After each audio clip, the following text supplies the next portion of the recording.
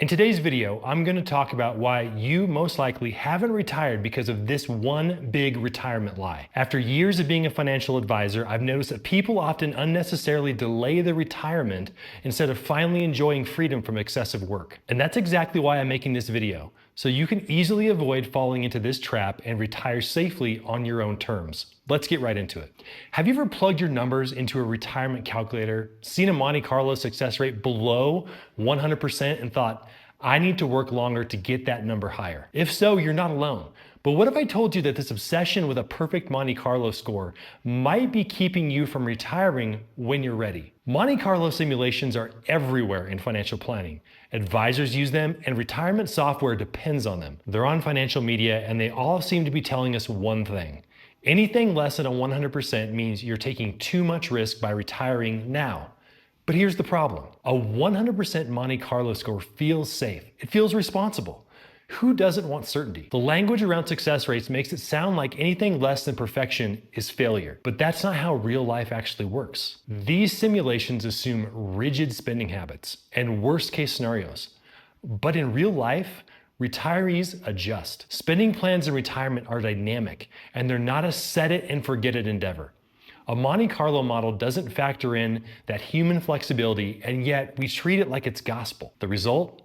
People who are financially ready to retire, people with more than enough assets, keep working just to push that success rate even higher. And they're trading years of their life for a mathematical illusion of certainty. So why do we put so much trust in this one metric?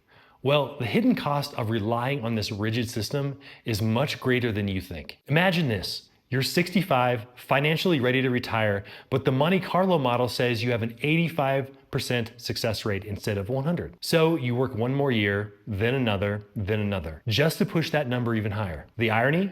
By the time you quote win the game, you've lost something you're never going to get back, and that's your time. Monte Carlo obsession has a hidden cost. It makes you feel like working longer is always the responsible choice. But what's the actual price of those extra years of your job? Let's put some numbers to it. Let's say you work 3 extra years for that 100% success rate. That's 1,095 days of your healthiest retirement years gone. How many bucket list trips could you have taken? How many family memories did you miss out on? And here's the really harsh truth. Your 70-year-old self won't have the same energy, mobility, or health as your 65-year-old self. The difference between retiring at 65 versus 70 just isn't numbers. It's your quality of life. You can always make more money, but you cannot make more time. And yet, so many people keep telling themselves just one more year. But here's the problem. There's always another financial what if. Market downturns, inflation, unexpected expenses. What if you keep waiting for perfect certainty? You will never stop working. This is what I call the perpetual postponement trap. You think you're securing your future, but you're really delaying your best years. And for what? A Monte Carlo simulation that can't actually predict the real future. So before you trade another year of your life for a few more percentage points, ask yourself what's more valuable. The theoretical guarantee of money you may never need, or time you can never get back. Now let's break down the real meaning of a Monte Carlo quote failure and why it's not as scary as it sounds. Now, if any of this sounds familiar and you're concerned about how you've been approaching retirement, click the first link in the description to fill out a questionnaire that I put together. After that, I'll send you a video going over what you should actually be doing to secure a healthy retirement. Now on to why the industry follows this retirement lie. By now, we've seen how the obsession with Monte Carlo perfection can quietly steal years from your retirement. But why does this happen? Why do so many smart, responsible people fall into this trap? It all comes down to 5 false beliefs. These ideas seem logical on the surface, but they trick people into overvaluing certainty and undervaluing flexibility.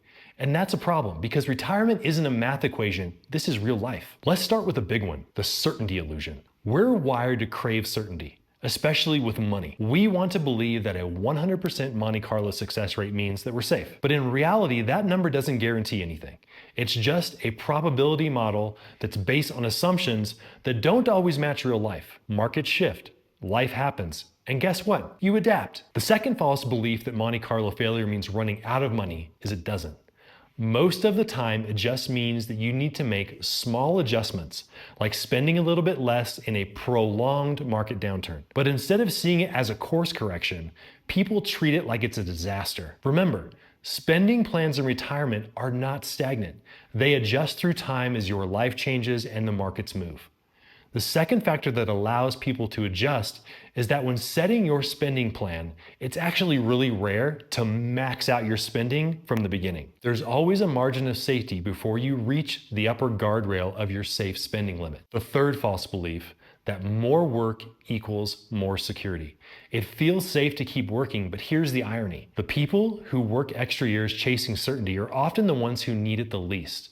They've already won the game, but they don't realize it yet. And that's because of the false belief number 4, that Monte Carlo models reflect real life. They actually don't. They assume rigid spending, worst case scenarios, and a world where retirees don't adjust to changes they experience. But you're not a spreadsheet, you're a person, and you're far more adaptable than the simulation gives you credit for. Another important point is that Monte Carlo simulations don't take into account the fact that most retirees don't spend more in their 80s than they did in their 60s. They actually spend far less. The models don't take this into account. And finally, false belief number 5, and this is the most dangerous one, that retirement is just about money. Yes, you need financial security, but the real goal of retirement isn't a perfect Monte Carlo score. It's a fulfilling life. And if you delay too long chasing certainty, you risk missing the years where you can actually enjoy it the most. Finally, let's talk about something Monte Carlo scores never capture: the emotional side of retirement planning. If you've ever compared your savings to a friend's or read an article saying you need X millions of dollars to retire, you know how easy it is to feel behind. But financial security isn't about hitting an arbitrary number.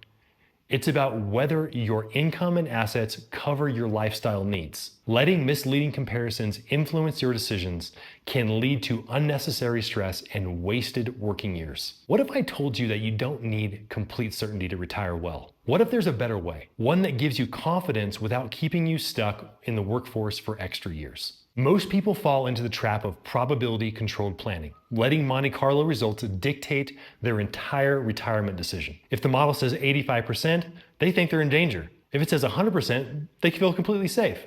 But here's the truth. Monte Carlo models don't predict your future. They estimate probabilities under fixed assumptions. The better approach? Probability-informed planning. That means using Monte Carlo as just one tool in a bigger, flexible strategy. It's about understanding the risks, adjusting as needed, and focusing on resilience instead of rigid certainty. Here's what probability-controlled planners miss. Real retirees are not robots. They adjust. If the market drops, they may spend a little bit less. If returns are really strong, they enjoy it a little bit more. Flexibility creates resilience in ways that mathematical models can never capture. So instead of asking, what's my Monte Carlo success rate, a better question is, how flexible is my plan? Probability-informed planning is the better approach by using Monte Carlo as a guideline, not a dictator. Accepting that some uncertainty is completely normal, and it's also manageable, and it recognizes that you should retire when you have enough, not when the model says you have 100% certainty. So what is the key idea in this whole process? Adaptation beats obsession. The people who retire happily aren't the ones who hit a 100% success rate. They're the ones who understand that success isn't about eliminating risks, it's about managing them wisely. So how does this approach work in real life? Can individuals with genuine retirement concerns shift from a mindset of certainty seeking to one of flexibility and still retire with confidence? The answer is without a doubt yes. And I'm going to introduce you to the flexible retirement framework, a smarter, more adaptable way to approach retirement that balances financial security with real-life flexibility. This approach helps you retire with confidence without waiting for an impossible level of certainty. The flexible retirement framework is built on 5 key principles that shift the focus from rigid certainty to adaptable security. Principle number 1, probability-informed planning, not probability-controlled planning. Monte Carlo is a tool, not a verdict.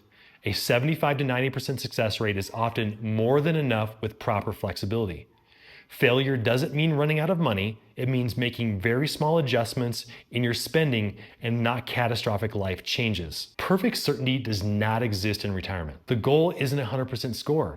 It's a plan that allows for real life changes. The goal is a plan that works for you and not something that satisfies a mathematical algorithm. The reality is, if you have a 100% score, then you've likely oversaved and you've waited too long to retire. Principle number 2, flexibility creates resilience. Spending isn't static. In real life, retirees adjust based on market conditions. A dynamic spending plan is the absolute key. Having options beats having excess. A rigid plan likely forces you to work longer. A flexible one gives you freedom to choose the time to retire that's right for you. Your plan should evolve. The economy, your health, your priorities will change, and your retirement strategy should adjust with it. Principle number 3, secure your income and then optimize your investments. Guaranteed income sources matter. Social Security, pensions, annuities, they all reduce your dependence on making withdrawals from your investments. You should also have cash reserves. Having 6 months of essential expenses in cash prevents forced selling in market downturns if unexpected expenses happen to crop up. Your asset allocation should also match your needs. Being too conservative early on can hurt long-term growth, but being too aggressive can also add some unneeded stress in your life. Principle 4, implement a spending guardrail strategy. Set an upper and lower spending limit based on market performance. If the market's really strong, then you can increase your discretionary spending. If the markets are down for a prolonged period of time, then you might have to reduce non-essential spending temporarily, items such as travel, luxury purchases, or home upgrades. This simple adjustment extends portfolio longevity without requiring you to save more in the beginning. Principle number 5, align your investments with a realistic, sustainable plan. Avoid being too conservative too soon. You still need portfolio growth because it's likely that your retirements can be 20 to 30 years long. A balanced portfolio, one that features stocks, bonds, and real estate, allows for growth and stability through varying market conditions that you're going to experience. We should rebalance and adjust your portfolio based on changing needs and circumstances, not because you become fearful of a market drop. The biggest mistake people make isn't undersaving, it's overweighting because they think they need a perfect plan. Here's the truth. Retirement isn't about reaching a magical number.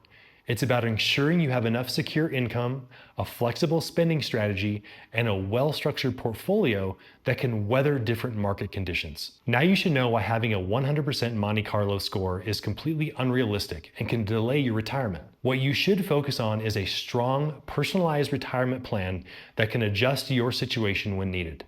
However, I know that there's a lot to consider when making these adjustments. So if you're concerned about the direction of your retirement plan, click the first link in the description to fill out a questionnaire that will measure your success rate. After that, I'll send over a custom video for you that will provide actionable advice to help you retire on time. And with that, I'll see you on the next one.